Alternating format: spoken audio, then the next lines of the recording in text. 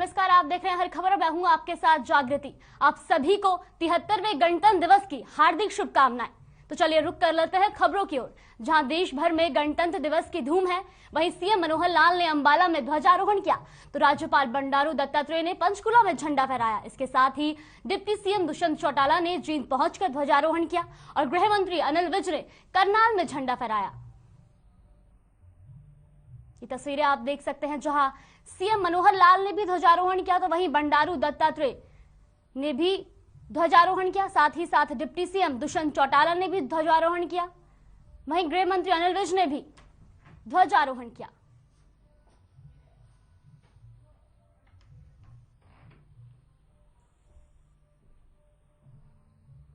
तो आज पूरे देश और प्रदेश में गणतंत्र दिवस की धूम उत्साह देखा गया है।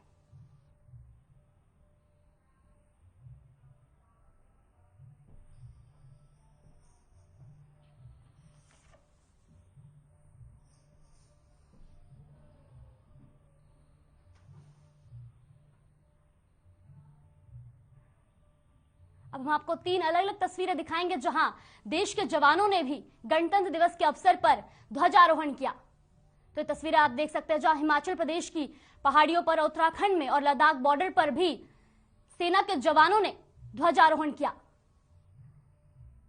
इतनी कड़कती ठंड में भी जहां बॉर्डर पर तैनात सेना के जवानों ने ध्वजारोहण किया। तस्वीरें आप देख सकते हैं, जहां हिमाचल प्रदेश, उत्तराखंड और लद्दाख बॉर्डर की तस्वीरें हम आपको दिखा रहे हैं,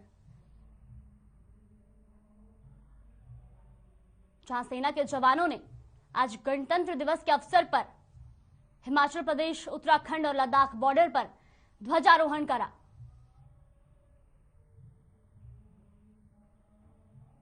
कड़कती ठंड में भी जहां सेना के जवान बॉर्डर पर तैनात है, देश की सुरक्षा में तैनात है, वहीं आज 26 जनवरी के अवसर पर, गणतंत्र दिवस के अवसर पर सेना के जवानों ने ध्वजारोहण भी किया।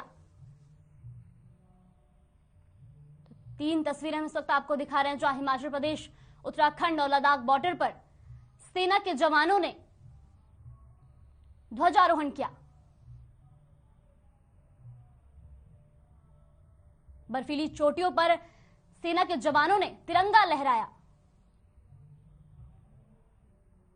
तो पूरे देश में जहां गणतंत्र दिवस की धूम देखने को मिली, वहीं सेना के जवानों ने भी बर्फीली चोटियों पर तिरंगा फहराया।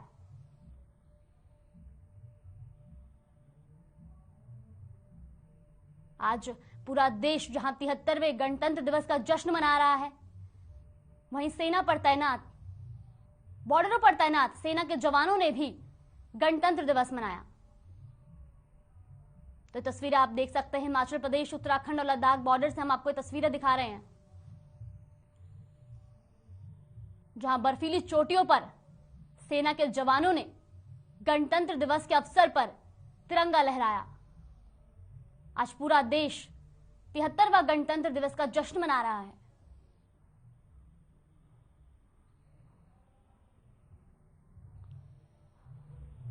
वहीं गणतंत्र दिवस पर कृषि मंत्री जेपी दलाल ने भिवानी पहुंचकर झंडा फहराया, तो शिक्षा मंत्री कंवरपाल गुर्जर ने कुरुक्षेत्र में ध्वजारोहण किया। इसके अलावा राज्य मंत्री अनूप धानक ने कैथल में, तो परिवहन मंत्री मूलचंद शर्मा ने गुरुग्राम में ध्वजारोहण किया। तो पूरे देश और प्रदेश में गणतंत्र दिवस की धूम देखने को मिली।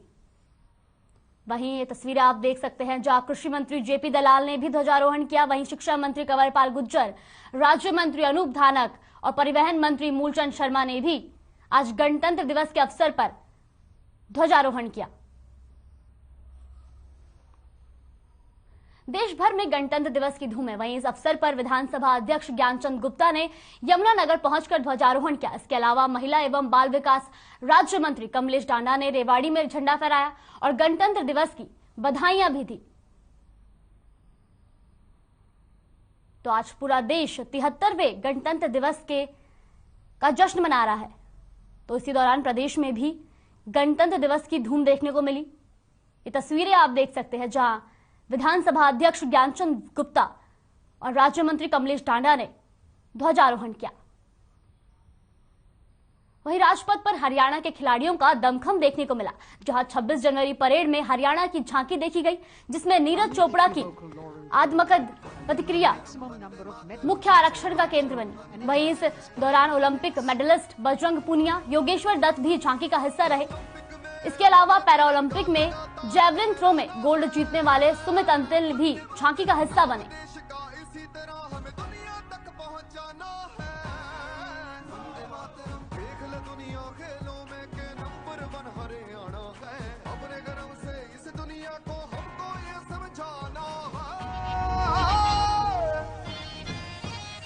भारत है जान हरियाणा की, भारत की जान हरियाणा, भारत है जान हरियाणा की।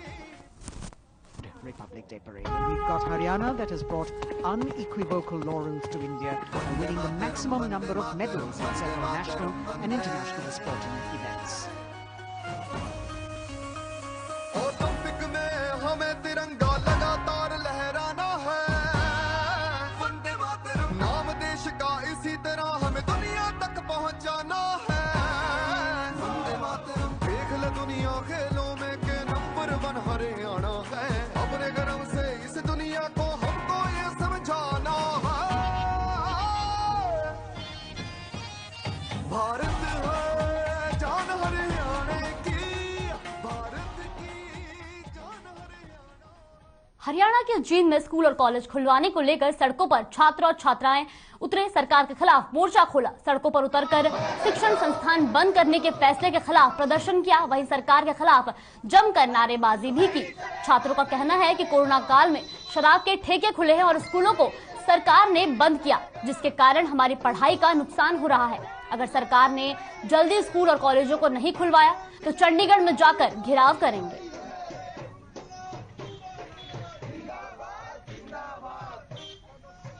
जहां एक तरफ पूरे देश में गणतंत्र दिवस की धूम दिखी, वहीं जींद में छात्र और छात्राएं सड़क पर उतरे। आपको बता दें कि स्कूल और कॉलेजों को खुलवाने की मांग को लेकर छात्र छात्राएं सड़क पर उतरे। साथ ही उन्होंने सरकार से मांग की है कि जल्द ही शिक्षण संस्थानों को खोला जाए, नहीं तो वो चंडीगढ़ में घेराव करेंगे। तो छात्र छात्राओं ने सरकार के खिलाफ मोर्चा खोला है, जहां उन्होंने ये मांग उठाई है कि जब कोरोना काल में शराब के ठेके खुल सकते हैं तो स्कूल और कॉलेज क्यों नहीं।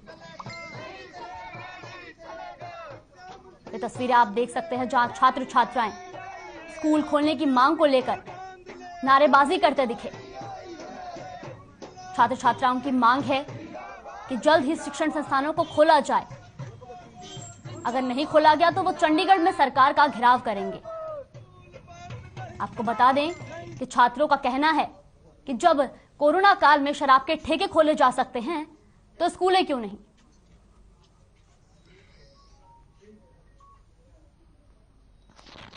वहीं सोहना के नगर परिषद के वार्ड 21 के तहत लगने वाले कच्चे बैराका वाले रास्ते के आसपास रहने वाले रिहायशी आबादी की सुविधा के लिए डाली गई सीवर लाइन को मेन लाइन से न जोड़ने पर लोगों ने गुस्सा जताया और महिलाएं सड़क पर उतर गई। वहीं जल अभियंत्रिकी विभाग के सब डिवीजन और डिवीजन अधिकारियों पर लापरवाही बरतने और जानबूझकर लोगों को परेशान करने का आरोप लगाया।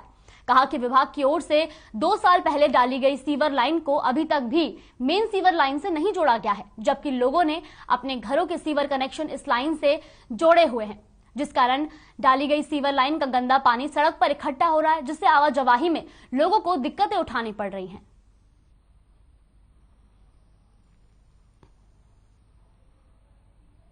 सोहना की तस्वीरें आप देख रहे हैं जहां सीवर लाइन को लेकर लोगों में आक्रोश दिखा।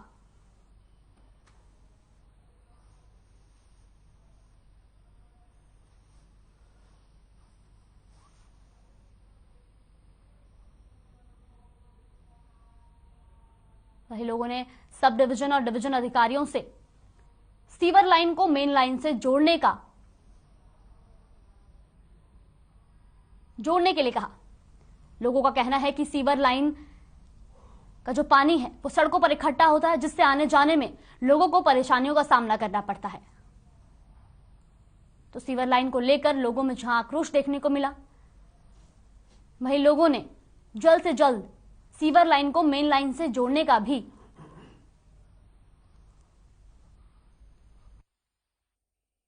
ये सीवर लाइन की जो जब से डली है 2 साल हो गए हैं, हमारे घर के सामने पानी ओवरफ्लो चल रहा है और सरकारी आदमी हमने एसडीओ से भी कही, उस जेई से भी कही और वो यहाँ ये पाइप लाइन और लगा गए और खेतों में ही हमारी सब्जियों में पानी जा रहा है, गंदा पानी। 2 साल से हमने एप्लीकेशन लगा दी, सीएम विंडो पे भी लगा दी, एसडीओ को कई बार लगा दी, जेई को एक्शन को भी लगा दी और कोई भी हमारी कार्रवाई नहीं हो रही है।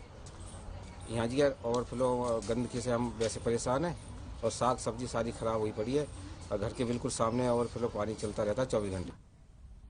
पंचकुला में एक अजीबोगरीब मामला सामने आया, जहां एक 6 साल की बच्ची के पेट से 1.5 किलो का बालू का गुच्छा निकला है, जिसे देख सभी लोग हैरान रह गए।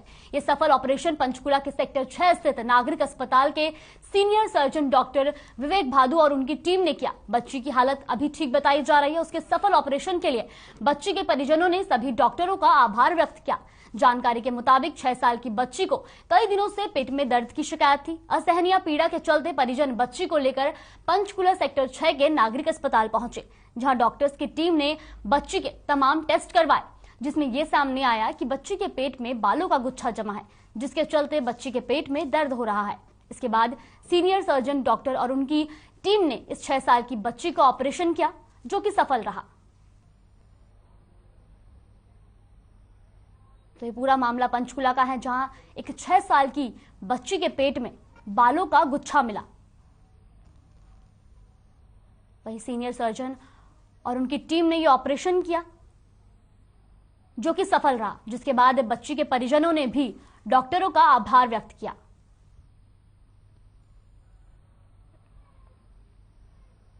ये पूरा मामला हम आपको बता रहे हैं पंचकुला से, जहां एक 6 साल की बच्ची के पेट में बालों का गुच्छा निकला, जिसके बाद ऑपरेशन के बाद बच्ची के पेट से वो बालों का गुच्छा निकाला गया। आपको बता दें कि 1.5 किलो का वो बालों का गुच्छा था।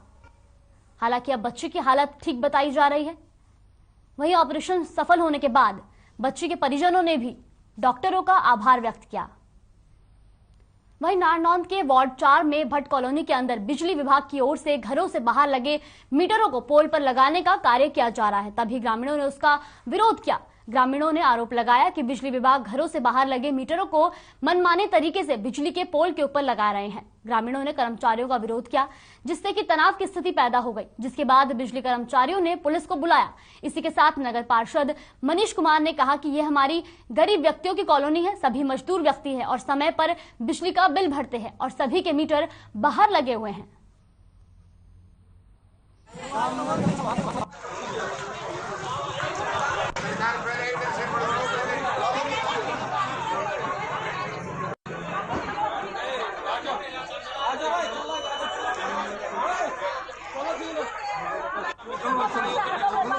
नारनौंद से हम आपको एक खबर बता रहे हैं, जहां ग्रामीणों ने बिजली मीटरों को पोल पर लगाने का विरोध किया है।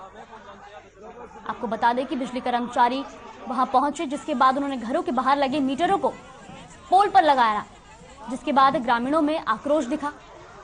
तनाव की स्थिति पैदा होने पर बिजली विभाग कर्मचारियों ने पुलिस को बुलाया।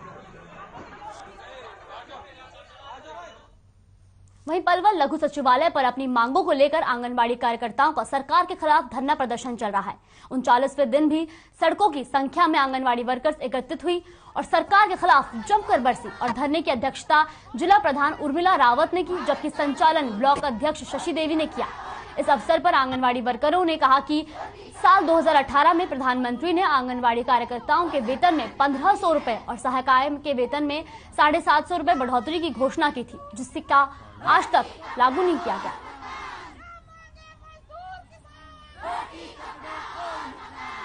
तो आंगनबाड़ी वर्करों का धरना प्रदर्शन लगातार जारी है। आपको बता दें कि इस पूरे धरने की अध्यक्षता उर्मिला रावत ने की। तो सरकार के खिलाफ आंगनबाड़ी वर्कर्स ने जमकर नारेबाजी की।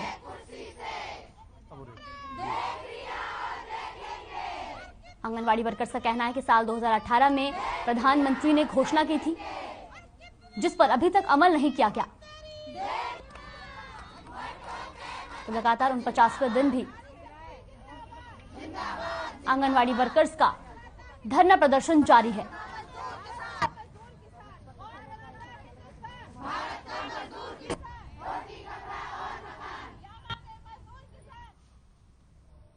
अंबाला कैंट नागरिक अस्पताल में इलाज से पहले ही महिला की मौत हो गई, जिस पर लड़की के परिजनों ने लड़की के ससुराल पक्ष पर लड़की को जान से मारने का गंभीर आरोप लगाया और कहा कि लड़की को मारकर अस्पताल में उसे अकेला छोड़ दिया।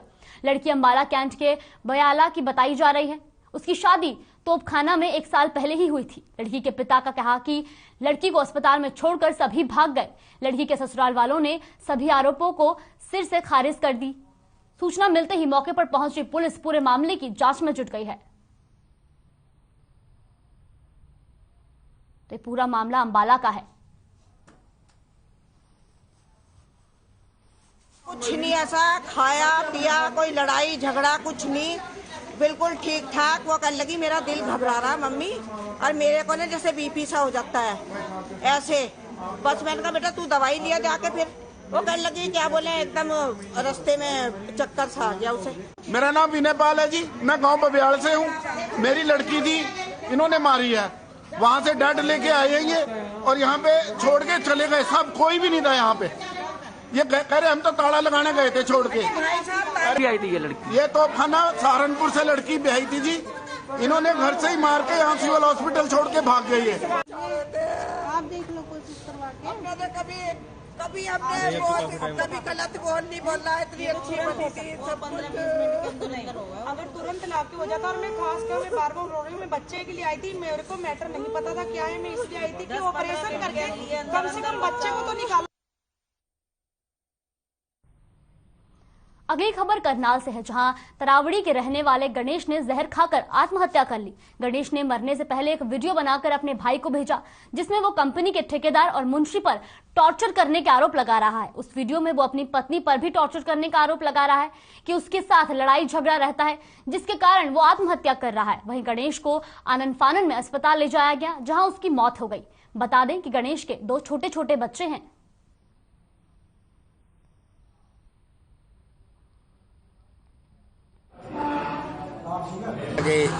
मैंने ठेकेदार ना इस कंपनी ने बहुत दुखी कर दिया भाई, बहुत दुखी कर दिया। इनका तेरी भाभी ने कर दिया थोड़ा। हाँ चलो कोई बात नहीं, आज नहीं मैं दवाई खा कर मरूंगा भाई, जिस तरह मर्जी मरूँ मैं, लेकिन मैं मर जाऊँ आज। अंदर इस ठेकेदार की ना कौन इसका नाम यार, ये ठेकेदार है किलो मुंशिया, इन्ना मैं ऐसी बात में फंसा रखा, झूठ बोलना, न्यू परा गैंग बनावा, फलाना बनावा। मेरा भाई तो होगा, देख कंपनी में खड़ा मैं कंपनी में ही हूँ। देखिए कंपनी में खड़ा मैं, काम पा रहा मैं, पर ये ना मेरे के लिए बहुत बुरी कर रखी भाई। मैं मजबूर हो गया मरना में बस। सर उनको ना कल मेरे व्हाट्सएप ग्रुप पे एक मैसेज आया था, उसने खुद ही वीडियो बना के डाली थी कि भाई मैं बहुत परेशान हूँ, कुछ बंदे मेरे को टॉर्चर कर रहे हैं और मैं 2-3 दिन से डिप्रेशन में हूँ, तो मैं आज आत्महत्या कर लूंगा कोई चेयर खाड़ दे। तो मैंने उस वीडियो को पॉजिटिव नहीं लिया। मैंने उसके बाद वो वीडियो डिलीट करके कॉल बैक किया। मैंने उससे पूछा हाँ भाई क्या बात होगी, तो उसने फिर भी रिकॉर्डिंग है मेरे पास सर उसकी, उसने फिर भी यही बात बोली कि भाई मेरे को है ना कंपनी में एक पवन नाम का और एक मुंशी नाम का आदमी है, फिर मेरे को बहुत परेशान कर रहे हैं वो, और आज तेरे से मेरी आखिरी बात है और आज मैं रात को सुसाइड कर रहा हूँ। जी मैं एवरो इंडिया के बंदों ने ना उसको परेशान कर रहा है, उसकी छुट्टी कर दी थी पहले, काफी टाइम हो गया था, 9-10 दिन वो घर पे बैठा रहा। अच्छा, तो उनकी छुट्टी कर दी, उसका गेट बंद कर दिया, बोलो तेरे को कंपनी में नहीं आना है, निकाल दिया था। हाँ जी निकाल दिया था। फिर बड़े अफसर से बात करी हमने, मैंने कहा सर जी मेरे छोटे छोटे बच्चे बीमार है, इसको कंपनी में लगा लो, हम कहाँ से खाए, किराए पे हम वैसे रहते हैं, तो इसको कंपनी में लगा। तो उन्होंने फिर इसको लगाया। मैं शादी में चले गई सर जी, पर फिर उन्होंने कंपनी वालों ने उसको फिर धमकी दी है, क्या कह रहा उन्होंने क्या नहीं, तो उसने ना उनके ऊपर दवाई खाई है जी। परिवार ने हमारे को एक रिटर्न कंप्लेंट दी है उसकी मौत के बारे में, जिस पर एफआईआर दर्ज कर दी है और तफ्तीश जारी है। तो वीडियो भी सामने आया उसमें? हाँ, उस पर इन्वेस्टिगेशन के बाद ही बता सकते हैं क्या है क्या नहीं। अभी तो एफआईआर कर दी है, पोस्टमार्टम कराना है। तो 2 लोगों को हिरासत में भी लिया है? अभी नहीं, अभी किसी ने हिरासत में नहीं लिया, अभी तो पूछताछ जारी है वैसे, और आफ्टर इन्वेस्टिगेशन इसमें स्पष्टीकरण दे सकते हैं अभी तफ्तीश का है। पिहोवा के गलड़ेवा रोड पर ऑटो सवारियां लेकर गांव की तरफ जा रहा था कि पीछे से तेज गति से आ रही एक गाड़ी ने जोरदार टक्कर मारी। ट्रेवलर गड्ढे में पलट गया, जिससे सभी सवारियां गंभीर रूप से घायल हो गई। वहीं लोगों ने उपचार के लिए घायलों को अस्पताल में भर्ती करवाया। बता दें कि ड्राइवर गाड़ी छोड़कर मौके से फरार बताया रहा है। वहीं इस घटना की सूचना पुलिस को दी गई। मौके पर पहुंची पुलिस मामले की जांच में जुट गई है।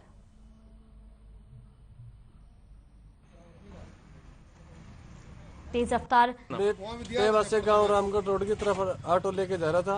अपने ऑटो से बोलेरो वाले ने पीछे से आके टक्कर मारी है और इसमें 5 सवारी थी जिसमें चोटें भी आई है। काफी मुश्किल से गाड़ी भी पलट गई है। तो इनको चोटें आई, कहाँ ऐसे कराया उपचार उसका? उपचार तो अभी चल रहा है, अभी देखो भी। अच्छा, एडमिट है वो लोग? एडमिट है अभी वो। कितनी चोटें? काफी चोटें आई है सबको? चोटें तो काफी आई है, गाड़ी पलट गई है, साइड में से लाके टक्कर मारी है सीधी।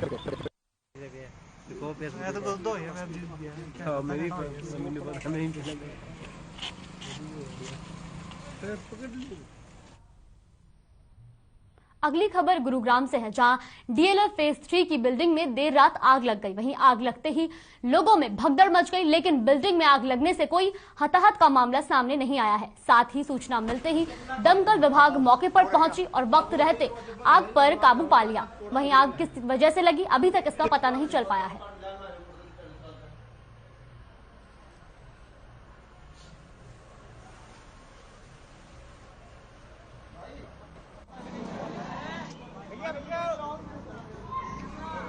गुरुग्राम में एक बिल्डिंग में आग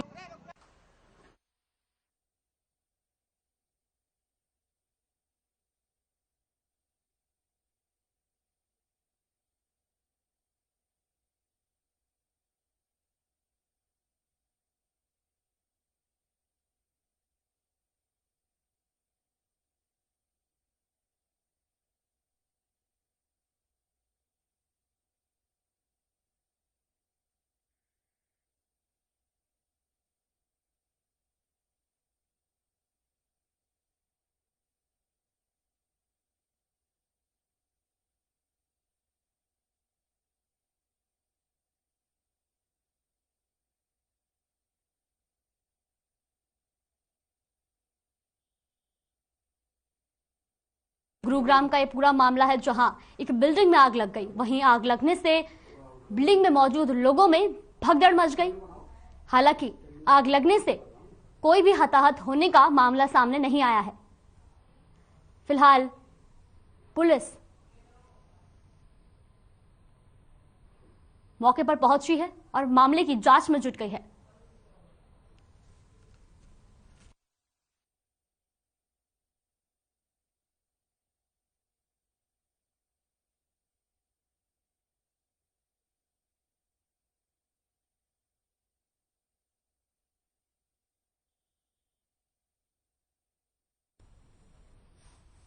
न सरकार मेरी है, न रौब मेरा है, न बड़ा सा नाम मेरा है। मुझे तो एक छोटी सी बात का गौरव है, मैं हिंदुस्तान का हूं और हिंदुस्तान मेरा है। नमस्कार, स्वागत है आपका हमारी खास पेशकश जरा याद करो कुर्बानी में। 26 जनवरी एक ऐसा दिन जब देश लोकतांत्रिक बना और देश को इस पर गर्व है। ये वही दिन है जब देश में शहीद हुए जवानों को शहादत दी जाती है। ठिठुरती ठंड या चिलचिलाती गर्मी, होली हो या दिवाली, ये जवान कभी कमजोर नहीं पड़ते। जब हम घर में खुशियां मनाते हैं तो ये जवान सरहदों पर खड़े रहकर हमारी खुशियों की हिफाजत करते हैं। शायद इसीलिए कहा गया, ऐ मेरे वतन के लोगों जरा आंख में भर लो पानी। हर खबर कुछ ऐसे ही वीरों की गाथा आप तक लेकर आया है। आइए जानते हैं इन वीरों के बारे में। कारगिल का जब युद्ध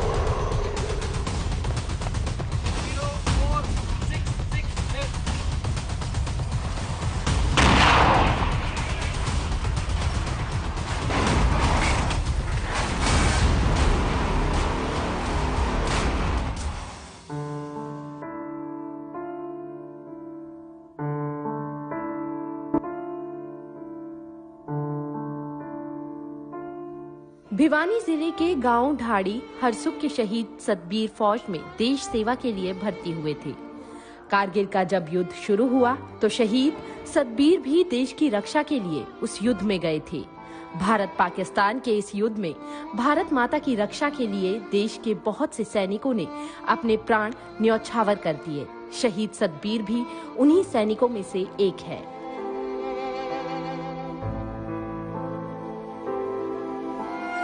शहीद सतबीर ने कारगिल युद्ध में देश को सम्मान दिलवाया।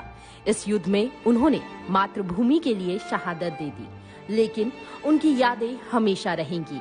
आज बेशक सतबीर हमारे बीच नहीं है, लेकिन उनके होने का एहसास उनके परिजनों को है। क्योंकि शहीद सतबीर के भाई की शादी के बाद उसके बेटे का नाम भी सतबीर रखा गया। वो आज पढ़ाई कर रहा है, लेकिन उसका जज्बा भी फौज में जाने का है। शहीद सतबीर के पिता अपने पोते को भी फौज में जाने के लिए प्रेरित करते रहते हैं। शहीद सतबीर के पिता ज्ञानी राम और माता मुन्नी की आंखें तब भर आती हैं जब उनके बेटे की यादें ताजा हो जाती हैं। सूचना तो हमें कौन के द्वारा मिली थी, फिर ये शहीद हो गए। अब कितना आप उसको याद करते हो, किस तरह से, कितना फक्र है आपको, और आपके जो और बेटे हैं या पोते हैं, क्या आप उनको भी जो है फौज में भेजना चाहोगे? जरूरी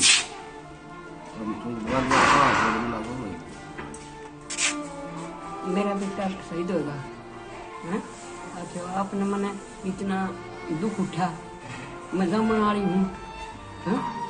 और देखो, वो तो खुद ने भी मेरा पता बेटा की चीज क्या होती है।